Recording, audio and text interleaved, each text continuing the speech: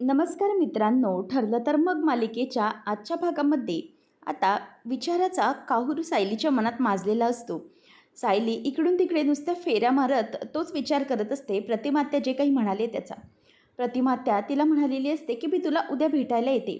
आणि ह्या सगळ्यामध्ये सायलीला एकच लक्षात येत असतं की प्रतिमात्याला जाणवत आहे की प्रिया तिची मुलगी नाही आहे. प्रत्येक वेळेला प्रतिमात्याने हेच सांगितलेलं असतं की कितीही वाटलं ना सायली तरीही माझं मन मानायला तयारच नाही आहे. मला असंच वाटतं आहे की ना ती माझी मुलगीच नाही आहे. खरंच सांगते, आपल्या दोघींमधलं हे जे अंतर आहे ना ते वेगळं आहे. पण मी माझ्या मुलीचं म्हणजेच तन्वी आणि माझ्यामधलं अंतर खूप पार करायला बघते, परंतु ते कितीही काही झालं पार होत नाही. कारण मला असं सतत जाणवत राहतं की खरंच ती माझी मुलगी आहे का. माझ्या मनात सतत असे संशय येत असतात की खरंच ती माझी मुलगी नाही आहे. तेव्हा तेच सगळं तिच्या डोक्यामध्ये येत असतं.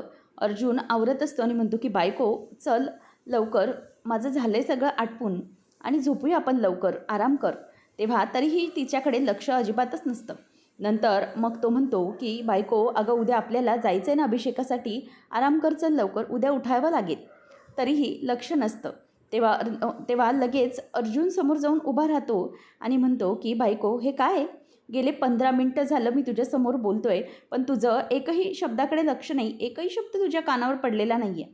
काय झालं आहे मला सांगशील का जरा? ती म्हणते की मी विचार करते ना, तुम्ही असे अचानक येऊन माझ्यासमोर का उभे राहिलात? मला विचार करू दे. तेव्हा तो म्हणतो की मला सांग, नेमका कोणता विचार चालू आहे तुझ्या डोक्यामध्ये? तेव्हा ती म्हणत असते की मला ना खरंच खूप चिंता वाटते आहे प्रतिमात्यांची. प्रतिमात्याला आणि रविराज काकांना जेव्हा समजेल की प्रिया त्यांची खरी मुलगी नाही आहे, तेव्हा त्यांचं काय होईल ना याचाच विचार करते मी. त्यांना खरंच खूप मोठा धक्का बसलेला असेल. तेव्हा लगेचच अर्जुन तिथे येतो आणि म्हणतो, एक मिनिट थांब, इथेच खाली बस तू. मला माहिती आहे तुझ्या डोक्यात आता सध्या काय विचार सुरू आहेत. तू इथे बस. तू म्हणतेस ते बरोबर आहे, पण एका अर्थी त्या दोघांनाही बरंच वाटेल.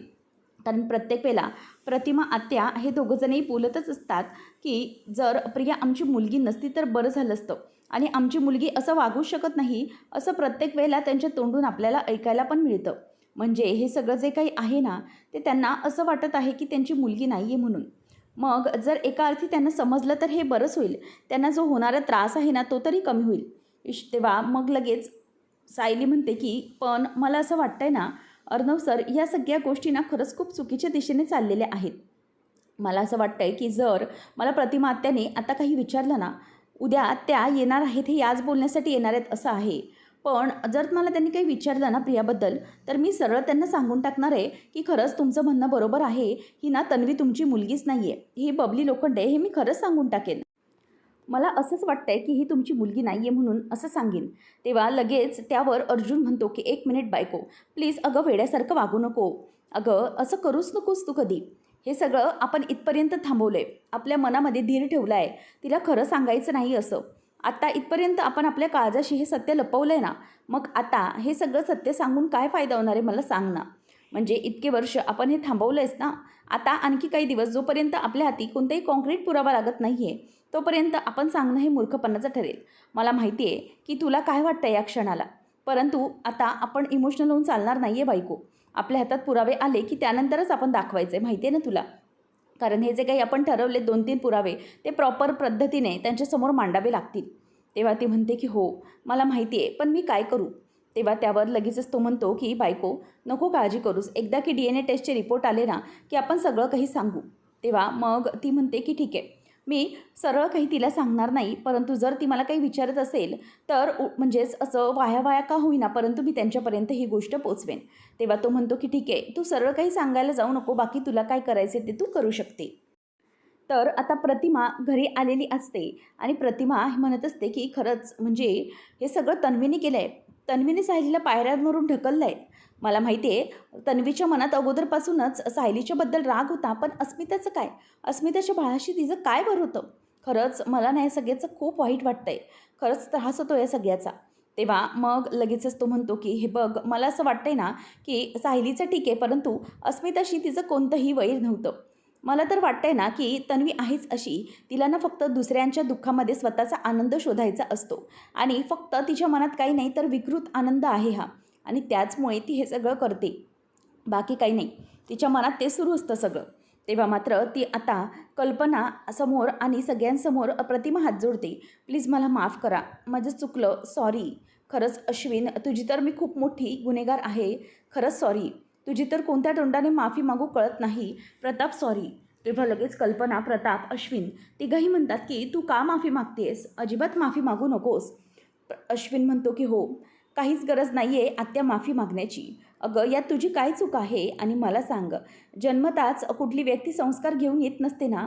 निर्मळ मन, स्वच्छ पवित्र विचार हे प्रत्येक वेळेला जन्मापासूनच येतात असे नाही.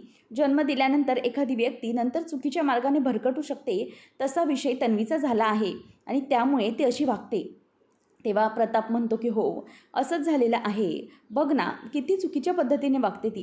कोणालाही असं वाटणार नाही की ती तुझी मुलगी आहे. तिचे कोणतेही संस्कार दिसत नाहीत गं तुझ्यासारखे." तेव्हा मग लगेचच ती म्हणते की "हो ना, मला याचाच तर आनंद वाटतो की माझी मुलगी, जिला मी जन्म दिला आहे, ती मुलगी तुमच्या घराचा सत्यानाश करायला नाही गेले. याच कल्पनेने मला त्रास होतोय गं. खूप वाईट वाटतं गं कल्पना." कल्पना तिला म्हणते की "तू शांत हो प्रतिमा. अजिबात विचार करू नकोस." नंतर मग अश्विनला प्रतिमा म्हणते की "अश्विन, तुझा आता या बाबतीत काहीही निर्णय असेल, तोही आम्हाला मान्य असेल. तुला जो काही निर्णय घ्यायचा आहे ना तन्वीच्या बाबतीत, तो तू घेऊ शकतोस. अगदी जरी तुला घटस्फोट जरी घ्यायचा असला ना, तरीही मी आणि रविराज तुझ्याच बाजूने उभे असू. काळजी करू नकोस." तेव्हा अश्विन म्हणतो की "हो प्रतिमा, तू नको काळजी करूस. म्हणजे अजून तरी मी असं काही ठरवलेलं नाही आहे. परंतु जर मला हा डिसिजन घ्यायचा असेल ना, तर अगदी शांतपणे विचार करून कोणता तरी कॉन्क्रीट डिसिजन मला घ्यावा लागणार आहे. आणि हे सगळं मला करणं हे अगदी भागच पडलेलं आहे." त्यावर प्रतिमा म्हणते की "हो, हे बघ, काहीच घाबरायचं कारण नाही." तेवढ्यातच कल्पना तिथे मागे पळते आणि दूध दूध असा आवाज करत जाते. दूध ओतू जाणार असतं तेवढ्यातच तिला सांडशी सापडत नसते. ती तिकडचा फडका असतो त्याने टोप उचलायला जाते आणि पटकन जे उकळतं टोपाचा चटका तिला लागतो आणि ती "आई गं, आई गं" अशी कळवळते. तेवढ्यातच सायली आणि अर्जुन वरून येत असतात. सायली धावत धावत किचनमध्ये जाते. "आई, हे काय झालं तुम्हाला? काय लागले हाताला? बघू, आणा इथे." असं म्हणून आता तो तिचा हात ती बघायला लागते. तेवढ्यातच मग आता कल्पना म्हणते की "अगं, काही नाही झालं आहे सायली, थांब जरा. एवढं काहीच झालेलं नाही आहे." पण ती ऐकायलाच तयार नसते. ती म्हणते की "थांबा, एवढं भाजलं आहे बघा. किती हात लाल झाला आहे तो. या आधी इथे बसा बघू. म्हणजे किती लागलं आहे बघा. कशाला तुम्ही यायचं होतं आणि सांडशीशिवाय टोप का उचलायला गेलात तुम्ही?" ती म्हणते की "अगं, काय झालं, सांडशी नव्हती सापडत ना, म्हणून हे सगळं झालं." तेव्हा सायली म्हणते की "म्हणून ना मी तुमच्या अंगावर कोणतेही काम टाकत नाही. असं काहीतरी गडबड असते. बसा तुम्ही इथे, या बघू." असं म्हणून ती सायली तिथे तिला येऊन बसवते डायनिंग टेबलवर आणि म्हणते की "तुम्ही इथेच बसा. आता इथून ना कुठे हलायचं नाही, समजलं?" त्यावेळेला लगेचच सायलीला ती म्हणते की "अगं हो, मला इतकं काही लागलेलं नाही आहे. थांब जरा." सायली म्हणते की "नाही नाही, इथे तुम्ही थांबा आधी. मी थंड पाण्याचा टोप आणते. त्या पाण्यामध्ये तुम्ही हात धरा, म्हणजे कसं तुम्हाला बरं वाटेल." तेव्हा मग थंड पाण्याच्या टोपामध्ये सायली तिला हात धरायला धरते आणि म्हणते की "आता कसं वाटतंय तुम्हाला?" तेव्हा कल्पना थोडीशी अशी कळवळत असते. सायली म्हणते की "हा घ्या, हा टोप घ्या. याच्यात जरा हात घाला, म्हणजे तुम्हाला जरा बरं वाटेल." त्यावेळेला कल्पना म्हणत असते की "नको मला." तेव्हा आपण ती हात धरते आणि म्हणते की "बघा, आता तुम्हाला बरं वाटेल." तेव्हा आता गार पाण्यात हात घातल्याबरोबर लगेचच कल्पनाला बरं वाटू लागतं. ती म्हणते की "हो गं सायली, मला खरंच खूप रिलीफ मिळालं." तेव्हा मग सगळेजण त्या दोघींकडे बघतच राहतात. घरातलं सायलीचं सगळ्यांबद्दलचं प्रेम, काळजी हे सगळीकडे अगदी भरभरून दिसत असते. सायली म्हणते की "असंच बोट धरून राहा, मी पटकन एक क्रीम घेऊन येते." कल्पना म्हणते की "अगं बस कर सायली, काहीच झालं नाही इतकं मला. इतकं लागलं आहे कसं? थांब जरा, काहीच झालेलं नाही आहे." तेव्हा ती म्हणते की "तुम्ही आता ना काहीच बोलायचं नाही आई. शांत बसून राहा, मी इथे तुमच्या बोटाला क्रीम लावून देते." आणि हे त्यांचं ते प्रेम पाहून प्रतिमा विचार करते की खरंच मला असं वाटतंय मायलेकींमधलं जे काही प्रेम असतं ना, ते हे सायलीच्याच मनातलं आहे. बघ ना, किती काळजी घेते. आणि जर मला असंच काही भाजलं तर तेवढी तन्वी माझी काळजी कधी घेईल का? कधी माझ्यावर इतकं प्रेम ती करेल का? असा विचार तिच्या डोक्यात असतो. तेव्हा मग कल्पना म्हणते की "अगं सायली, इतकी काळजी करू नकोस. अगं, मी सासू आहे तुझी, आई नाही." असं ऐकल्यावर सायलीला वाईट वाटतं. ती म्हणते की "असं पुन्हा कधी बोलायचं नाही, समजलं? तुम्ही माझी सासू नाहीच आहात, तुम्ही माझी आईच आहात. आणि कोण म्हणालं की तुम्ही आई नाही आहात म्हणून? तुम्ही आई आहात माझं, समजलं? आणि माझं मुलीचं प्रत्येक वेळेला ऐकायचंच. आणि मी तुम्हाला किती वेळा सांगत असते, म्हणूनच मी ना सगळं काम आवरून घेण्याचा प्रयत्न करते, जेणेकरून तुमच्या अंगावर काही पडायला नको. पण तरीही." तेव्हा लगेच अश्विन म्हणतो की "अगं सायली वहिनी, तुला माहीत नाही आहे, तू घरात आल्यापासून मम्माला तुझा किती आधार आहे. मम्मा तुझ्या भरपूर गोष्टी निर्धास्त असते गं तुझ्यावर." तेव्हा कल्पना म्हणते की हो सायली बाळा, मला माहिती आहे की तुला त्रास झाला आहे, पण हो नक्कीच काळजी घेतेस ना तू माझी. आणि हो मी तुझी आईच आहे, समजलं नाही आहे मी सासू. आणि मी ना माझ्या लेकीचं आता व्यवस्थित ऐकणार आहे, अजिबातच चुकणार नाही आहे, असं ते बोलून दाखवते. नंतर प्रतिमा ते सगळं पाहून तिला खूप वाईट वाटू लागतं की खरंच सायली किती काळजी घेते ना, म्हणजे माझी म्हणा किंवा कल्पनाची म्हणा, प्रत्येकाची ती अगदी मनापासून काळजी घेत असते. तेव्हा अर्जुन हे सगळं बघत असतो आणि सायली म्हणते की तो हाताना त्याला मी जरा क्रीम लावून देते. मग आता सायली पटकन त्या हाताला क्रीम लावून देते. तेव्हा कल्पना म्हणते की खरंच आता मला जरा कुठे ना असं गारगार वाटल्यासारखं वाटलं. त्याचबरोबर लगेचच सायली म्हणते की आता ना तुम्ही इथेच बसून राहायचं आहे, कोणत्याही कामाला हात लावायचं नाही, समजलं. त्याचबरोबर लगेचच कल्पनाला अर्जुन म्हणतो की ममा, होम मिनिस्टरचा आदेश आहे, समजलं. त्यामुळे ना आता तू काहीच करायचं नाही, कुठल्याही प्रकारचं काम करायचं नाही, इथे शांत बसून राहायचं, समजलं ना. असं म्हटल्यावर सगळेजण हसायला लागतात. सायलीच्या डोळ्यात आता पाणी आलेलं असतं. तेव्हा प्रताप म्हणतो की खरंच सायली बाळा, किती जीव लावते सगळ्यांवरती तू, हे काय आणि रडायला का लागली आहेस तू. तेव्हा लगेचच कल्पनाही म्हणते की हो अगं सायली, अजिबात काही वाटून घेऊ नकोस, अगं मला बरं वाटतंय आता, तू उगीच नको ते विचार नको करू. तेव्हा सायलीला नॉर्मल करण्यासाठी प्रताप म्हणतो की सायली बाळा, तुला माहिती आहे का, अगं ना कल्पनाला ना आता कोणाचा धाक आहे माहिती आहे. अगं जितका धाक स्वतःच्या सासूचा पण नाही ना तिला, तितका धाक आता सायलीचा ठेवावा लागणार आहे तिला, स्वतःच्या सुनेचा. तेव्हा ती म्हणते की बाबा धाक नाही हो. तेव्हा तो म्हणतो की हो गं तुझी काळजी आहे, पण किती काही झालं तरी आता पूर्णाजीचं जेवढं ऐकलं नाही ना तेवढं तुझं ऐकावं लागणार आहे आता तिला. तेव्हा सायली हात धुण्यासाठी म्हणून जाते. अर्जुन येतो आणि म्हणतो की ममा चल आता तुला काहीच करायचं नाही आहे, चल मी तुला नाश्ता भरवतो. तेव्हा पटकन तो तिची नाश्त्याची प्लेट वाढतो आणि म्हणतो की मम्मा इथे बस, मी तुला नाता भरवतो, म्हणजे तुझं कुठलंही काम नको अडायला, आणि इथे भरवतो. तेव्हा कल्पना म्हणते की काय चाललं आहे अर्जुन तुझं पण त्या सायलीसारखंच. तेव्हा तो म्हणतो की मम्मा मला ते काही माहिती नाही, पण जर सायली आली ना तर तीही मला झापेल, त्यामुळे तू आता लवकर लवकर खाऊन घे बघू. तेव्हा लगेचच ती आता म्हणायला लागते की एक काम करायचं आहे, मला आता खाऊ दे, तुम्ही सगळेही खाऊन घ्या, काहीच प्रॉब्लेम नाही आहे. आता अशा प्रकारे सगळेजणं कल्पनाची खूप काळजी घेत असतात. प्रतिमा आणि सायली रूममध्ये असतात. तेव्हा मग सायली म्हणते की प्रतिमा त्या बोला ना काय झालं, म्हणजे तुम्ही मला काल व्हिडिओ कॉल केलात तेव्हाच मला जाणवलं की नक्कीच काहीतरी तुमच्या मनामध्ये सुरू आहे, पण नक्की काय सुरू आहे तुमच्या मनामध्ये, काय विचार करताय तुम्ही. तेव्हा प्रतिमा म्हणते की हो सायली, मला तुला एक गोष्ट सांगायचीच होती. अगं माझ्या डोक्यात कालपासून एक गोष्ट भणभणते आणि म्हणून तुला भेटून सांगायचं होतं. तेव्हा सायली म्हणते की बोला ना काय झालं. तेव्हा ती सांगते की काल ना मला अचानक तन्वीचा कॉल आला होता आणि तन्वी मला म्हणत होती की आई, मला ना 2 दिवस किंवा 4 दिवस तुझ्याकडे माहेरपणाला यायचं आहे, तुझ्यासोबत आणि बाबांसोबत अगदी भरभरून गप्पा मारायच्या आहेत. म्हणजे ना मला खरंच तुमची दोघांची खूप आठवण येते गं, आणि प्लीज तू समजाव ना बाबांना, मला यायचं आहे तिथे. असं सगळं ती बोलत होती गं. आणि ना तिचं हे सगळं ऐकल्यानंतर मला एका क्षणाला वाटलं की ही खरंच खरं बोलते, मनापासून बोलते, की नक्की हिच्या डोक्यात कुठला काही विचार सुरू आहे. म्हणजे हे सगळं ना मला फार चुकीचं वाटून येत होतं. तेव्हा मग ती म्हणालेली असते की बरं ठीक आहे चालेल, रविराज आता 1-2 दिवसांमध्ये बाहेर जातील, त्यानंतर त्यांच्याशी मी बोलून तुला पुढे कळवते काय करायचं ते.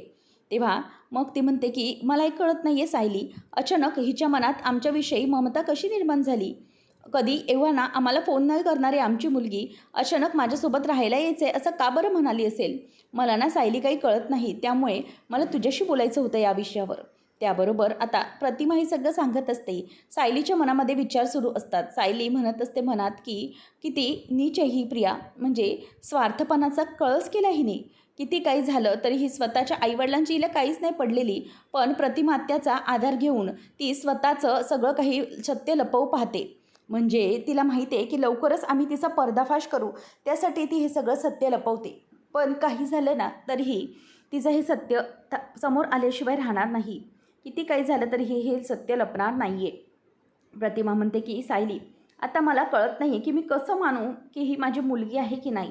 या सगळ्या सत्यापर्यंत पोचायचं तरी कसं, हेच मला ना समजत नाही आहे. सायली म्हणते की हो प्रतिमात्या, तुमच्या मनातला हा जो काही प्रश्न आहे ना तो अगदी बरोबर आहे. पण एक गोष्ट मी नक्की तुम्हाला सांगू शकते, म्हणजेच अगदी खात्रीशीरपणे सांगू शकते की किती काही झालं ना तरीही तुम्ही चुकीचा विचार करू नका. मला माहिती आहे तुमच्या मनामध्ये हे जे काही विचाराचं काहूर माजलं आहे ना ते काही शांत बसू शकत नाही, परंतु आपण असं काहीतरी केलं पाहिजे ना जेणेकरून आपल्याला कळलं पाहिजे की खरंच प्रियाला तुमची काळजी आहे का, किंवा ती जर तुमच्यावर खरंच प्रेम आहे का, या गोष्टी बघितल्या पाहिजेत. पण आम्ही तर अभिषेकासाठी चाललेलो आहे. पण एक काम करूया, माझ्या मैत्रिणीची मला मदत घ्यावी लागेल. आता सायली सखीला कॉल करते आणि म्हणते की सखी, तुझ्याकडे ना एक महत्त्वाचा कॉल होता, म्हणजेच महत्त्वाचं काम होतं. तुझ्यासोबतच ना मी जानकीला देखील कॉन्फरन्स कॉलवर घेतले. तुमच्या दोघींकडेही माझं महत्त्वाचं काम आहे. तेव्हा मग जानकी म्हणते की हो, बोल ना सायली, काय झालं? तेव्हा मग सायली म्हणते की तुम्ही इथे येऊ शकता का? म्हणजे काय झालं ना, प्रतिमात्या आहेत ना, त्यांना एक डाऊट आहे की खरंच तन्वी त्यांची मुलगी आहे की नाही. त्यासाठी आपल्याला एक गोष्ट करायची होती आणि हे करण्यासाठी तुम्ही दोघीजणी जर आला असतात ना, तर खरंच खूप बरं झालं असतं. कारण की मी इथे नाही आहे, मी देवळात जाणार आहे अभिषेकासाठी. म्हणूनच जर आले असते तर मदत झाली असती. तेव्हा जानकी म्हणते की अगं सायली, हे मदत वगैरे काय अशी भाषा बोलतेस तू? तू अजिबात असं काही बोलायचं नाही आहे. आणि आम्ही जेव्हा संकटात असतो किंवा मी जेव्हा प्रॉब्लेममध्ये होती, तेव्हा सायली तू पण माझ्या मदतीला धावून आलीच होतीस की. मग आम्ही कसं नाही येणार? नक्की येणार. मी आणि सखी दोघीजणी येऊ. सखी म्हणते की हो सायलीताई, अजिबात काळजी करू नकोस तू. मी पण येते. आता त्या प्रियाचं काय करायचं आहे ना, ते आपण बघून घेऊया. आणि कोणीही कसलीही चिंता करायची नाही. आपण बघूया पुढे काय घडवायचं आहे ते. सायली आता म्हणते की खरंच थँक्यू सो मच, तुमच्या दोघींचा खूप मोठा आधार झाला आहे. आता तुम्ही दोघांनी काय करायचे ते मी सगळं तुम्हाला व्यवस्थित सांगेन. प्रतिमा आत्याच्या फक्त सगळ्या तब्येतीची, सगळ्या गोष्टींची काळजी घ्यायची आपल्याला, बाकी काही नाही. त्यानंतर मग आता सायली फोनवरती बोलत म्हणत असते की काळजी करू नका, आपण लवकरात लवकर काहीतरी प्लॅनिंग करूया. आणि त्या प्रियाचा पर्दाफाश आपल्याला करायचाच आहे. ती हे जे काही करते ना, त्या सगळ्या गोष्टी शोधायच्यात. म्हणजे ती सगळं खोटं वागते की पुन्हा खरं वागते, हे सगळं बघावं लागेल. आणि त्याच वेळेला प्रतिमात्याच्या मनाचं काही ते समाधान होऊ शकतं. सखी म्हणते की हो, मला माहिती आहे की ती प्रिया कशी आहे. ती स्वतःच्या स्वार्थासाठी ती काहीही करायला तयार असेल. पण आज आम्हाला तिचा पर्दाफाश करायला खरंच खूप आवडेल. कारण की ती हे जे काही वागते ना, ते तिचं वागणं हे खूपच विचित्र आहे. आणि आम्हाला जर त्या प्लॅनचा भाग बनता आलं किंवा आम्हाला प्रियाचं सत्य बाहेर काढता आलं ना, तर तेवढाच आमचा एखाद्या चांगल्या कार्याला हातभार लागला ना, असं आम्ही समजू. त्यासाठी तू काळजी करू नको, आम्ही नक्कीच येतो. तेव्हा त्यांचा हा प्लॅन रेडी झालेला असतो. त्यानंतर आपल्याला पाहायला मिळतं की अस्मिताला सचिन कॉल करतो आणि म्हणतो की अस्मिता, बाळ काय करते? तेव्हा ती म्हणते की झोपलाय तो. मग तो सांगतो की मला ना जरा यायला उशीर होईल, ऑफिसमध्ये ना एक महत्त्वाचं काम आहे, त्यासाठी मी तुला कॉल केला होता आणि तू वेळेवर जेवण करून घे. तेव्हा ती हो ठीक आहे असं म्हणते. तेवढ्यातच तिला आवाज येतो आणि साक्षी धावत धावत बाहेर येऊन म्हणते की सचिन, आज तू कसलं कमाल काम केलं आहेस माहिती आहे का तुला? अरे, असं केलं आहेस ना की आपल्याच बाजूने विजय होणार आहे. लवकरात लवकर अन्न बाहेर येतील, मला माहिती आहे, आपणच जिंकू. तेव्हा तिच्या या आवाजाने लगेचच सचिन घाबरतो आणि तिला शांत करून म्हणतो की थांब, काही बोलू नको, अस्मिता आहे. तेव्हा अस्मिता विचार करते की मला साक्षी असल्यासारखा आवाज वाटला. तेव्हा लगेचच तो म्हणतो की अस्मी, तुला माझा आवाज आला ना मी काय म्हणतोय ते? आणि बाळ काय करते सांग ना? तेव्हा ती म्हणते की झोपले बाळ, बाकी काही नाही. तेव्हा तो म्हणतो की बरं, याच्यासाठीच मी तुला कॉल केला होता निरोप द्यायला, मला जरा उशीर होईल म्हणून. पण एक गोष्ट ऐक की किती काही झालं ना, तरीही तू काळजी करू नकोस आणि तू जेवून घे बरं वेळेवर. तेव्हा मग तो तिथून म्हणतो की बरं ठीक आहे, काळजी करू नकोस, आराम कर. मग ती फोन ठेवते. तेवढ्यातच आता लगेचच सचिनला जे काय बोलावं हे अस्मिताला कळतच नसतं. ती म्हणते की ओके ठीक आहे, मी घेईन काळजी आणि फोन ठेवून देते. त्यावेळेला इथे आता हे सगळं जे काही सचिन वागलाय ना, ते तिला बरोबर माहीत असतं. ती रडायला लागते बाळाला कुशीमध्ये घेऊन. आणि सचिन अजूनही बदललेला नाही आहे, तो तिथे साक्षीसोबतच आहे हे तिच्या लक्षात आलेलं असतं. आणि ती तरीही काही खरं बोलून दाखवत नसते, ती तिथेच रडत असते. त्यावेळेला सचिन समोरून विचार करतो की थँक गॉड, अस्मीला हिचा आवाज गेला नाही साक्षीचा, फायनली, नाहीतर माझी पुन्हा एकदा प्रॉब्लेम झाले असते. तेव्हा कल्पना रूममध्ये येते आणि अस्मिता बाळाला कुशीशी घेऊन नुसती रडत असते. कल्पना म्हणते की अस्मी, बाळा काय झालं आहे, तू का रडतेस अशी? तेव्हा ती म्हणते की ममा, मी काय करू गं, मला ना खरंच काही सुचत नाही आहे. हे सगळं इतक्या चुकीच्या पद्धतीने घडतं आहे ना, मी काय करू मलाच नाही समजत आहे. सचिनची ना एक नवीन नवीन रूपं माझ्यासमोर येत आहेत, काय करू मी? तेव्हा कल्पना म्हणते की हे बघ, तू काळजी करू नकोस, आम्ही सगळे आहोत ना तुझ्यासोबत, तू अजिबात काळजी करण्याची गरज नाही आहे. तुला स्वतःला आणि बाळाला जपायचं आहे, त्यामुळे किती काही झालं तरी तू चुकीचं समजू नकोस. तेव्हा ती म्हणते की आम्ही अभिषेकाकरता निघालो आहे, त्यामुळे तुला बोलवायला आलो होतो. तेव्हा ती म्हणते की हो मम्मा ठीक आहे, तुम्ही जाऊन या, पण मला ना एक वेगळंच काहीतरी वाटतं आहे. तुम्ही जाऊन या, मी जरा वेळ आराम करते, मला आराम करा असं वाटतोय थोडा वेळ. तेव्हा कल्पना म्हणते ठीक आहे, तू आराम कर, आम्ही निघतोय. तेव्हा मग आता सगळेजण निघालेले असतात. अर्जुन सायली आलेली असतात. तेव्हा अश्विन म्हणत असतो की मम्मा, तुम्ही दोघं म्हणजे तुम्ही तिघंजण या जाऊन, मी आहे इथेच, मला जरा थोडं बरं नाही वाटत आहे. तेव्हा अश्विनला लगेचच कल्पना म्हणते की अश्विन, अरे असं काय करताय तुम्ही सगळेजण? मी तुम्हा मुलांसाठी आणि या घरासाठीच हा सगळा अभिषेक ठेवला आहे ना, आणि तुमच्यावरचं संकट दूर व्हावं यासाठीच हा अभिषेक आहे. मग प्लीज तुम्ही असं थांबू नका घरी, तुम्ही चला माझ्यासोबत. आणि अश्विन, चल तू, मला काहीच माहीत नाही. तेव्हा अश्विन आईचा आग्रह मोडत नाही, ठीक आहे म्हणतो. नंतर कल्पना म्हणते की बरं ठीक आहे. प्रतिमा म्हणते की मी काय म्हणते, माझं ना डोकं जरा गरगरतं आहे, त्यामुळे मी इथेच जरा आराम करते. तेव्हा सायली म्हणते की हो चालेल प्रतिमा त्या, तेव्हाच तुम्ही मगाशी चहा नाही घेतला आहे, तुम्हाला ॲसिडिटीसारखं झालं आहे म्हणून ना. तेव्हा ती म्हणते की हो गं सायली, मला त्याचाच त्रास होतो आहे, त्यामुळे मी इथे आराम करते. अर्जुन म्हणतो की ओके प्रतिमा त्या, तू इथे आराम कर, आम्ही लवकरच जाऊन येऊ, काळजी करू नकोस. तेव्हा सायली पण म्हणते की हो, अजिबात घाबरण्याची काहीच गरज नाही आहे. प्रतिमात्या तुम्ही इथे आराम करा, म्हणजे अस्मिताताई पण आहेत, सगळं काही लागलं तर सांगा विमलताईंना. तेवढ्यात तिथे प्रिया येते आणि म्हणते की तुम्ही सगळेजण कुठे निघालेला होतात का? आणि आई, अगं तू कधी आलीस, म्हणजे मला कळले पण नाही आहे. तेव्हा प्रतिमा तिच्याकडे रागानेच बघायला लागते. कल्पना म्हणते की एक मिनिट प्रिया, तुझ्याशी ना, तुझा या सगळ्याशी काहीही संबंध नाही आहे, समजलं? त्यामुळे तुला कुठल्याही प्रकारची उत्तरं देण्यासाठी आम्ही बांधील नाही आहोत, आणि तू आम्हाला काहीही विचारायचं नाही. अश्विन पण प्रिया आल्याबरोबर लगेच नाक मुरडतो. कल्पना म्हणते की काहीच झालं नाही आहे, असं कसं वावरू शकतेस गं तू? अशी अचानक आमच्यासमोर येऊन उभी काय राहतेस? अजिबातच काहीही बोलायचं नाही आहे, समजलं? तेव्हा मग रागानेच प्रतिमा पण तिच्याकडे बघत राहते. तेव्हा सायली पण लगेच प्रियाला म्हणते की हे बघ, इथे प्रतिमा आत्या थांबणार आहे, त्यामुळे एक गोष्ट चांगलीच लक्षात ठेव. तेव्हा समोर प्रिया ही असताना कल्पना आणि अश्विन दोघंजणं बाहेर जातात. सायली म्हणते की प्रतिमा आत्या इथे असणार आहे, त्यामुळे प्रिया तुझ्या बाजूने कुठल्याही प्रकारचा त्रास प्रतिमा हत्याला होता कामा नये, समजलं? जर मला समजलं की तुझ्यामुळे कोणत्याही प्रकारचा त्रास झाला आहे तिला, तर मात्र तुला पुन्हा आम्ही सोडणार नाही, समजलं ना? कुठल्याही प्रकारचा त्रास द्यायचा नाही आहे. तेव्हा आता पटकन ते असं बोलल्यावर प्रिया तिच्याकडे रागाने बघत राहते. पुढच्या भागामध्ये आपण पाहणार आहोत की जो त्यांचा प्लॅन ठरलेला असतो त्याप्रमाणे जानकी सखी ओरडतात की अगं प्रिया, आतमध्ये जा. प्रतिमा त्या, अगं तुझी आई आहे आतमध्ये, आगीत अडकलेली आहे, प्लीज लवकर जा आणि तिचा जीव वाचव. काय करतेस काय तू हे सगळं? जानकी म्हणते की अगं तू मुलगी आहेस ना तिची, मग जाऊन वाचव ना तिचा जीव, असं काय करतेस? अगं प्रतिमा त्या अडकलेली आहे, समजते की नाही तुला? आता मात्र प्रियाला काय करू आणि काय नाही असं झालेलं असतं. ती पुढे जाते परंतु तिचं पाऊल मागे जातं. तेव्हा जानकी म्हणते की जा, अगं जा प्रिया, लवकर वाचव. तेव्हा ती म्हणते की का का जाऊ मी स्वतः तिचा म्हणजे तिच्यासाठी स्वतःचा जीव धोक्यात का घालू? काय गरज पडली हे सगळं? ती तर जळतच आहे ना, परंतु मी तिच्यासाठी का जाऊन स्वतःचा जीव धोक्यात घालू? सांगा ना मला. तेव्हा आता प्रियाचं हे जे काही खरं रूप आहे ते प्रतिमासमोर आणि सुमनसमोर आलेलं आहे. म्हणजे तिची मुलगी नाही हे सगळ्यांसमोर आता आलेलं आहे.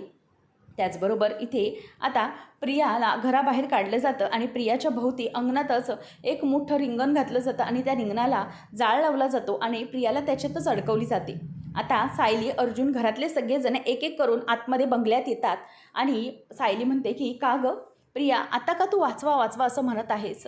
जेव्हा प्रतिमा त्याला जळताना तू बघत होतीस तेव्हा तुला काही फरक नव्हता पडला ना, मग आता तू स्वतः जळतीयस तर तुला इतका का फरक पडलाय? असं म्हणून आता सायली ही तिच्याकडे बघतच राहिलेली आहे आणि प्रियाला चांगलंच अडकवलेलं आहे. आता नेमकं पुढे काय काय घडणार आहे पाहणं अगदी रंजकतेचं ठरणार आहे. अशाच अपडेट जाणून घेण्यासाठी आजच आपल्या चॅनलला सबस्क्राईब नक्कीच करा. धन्यवाद.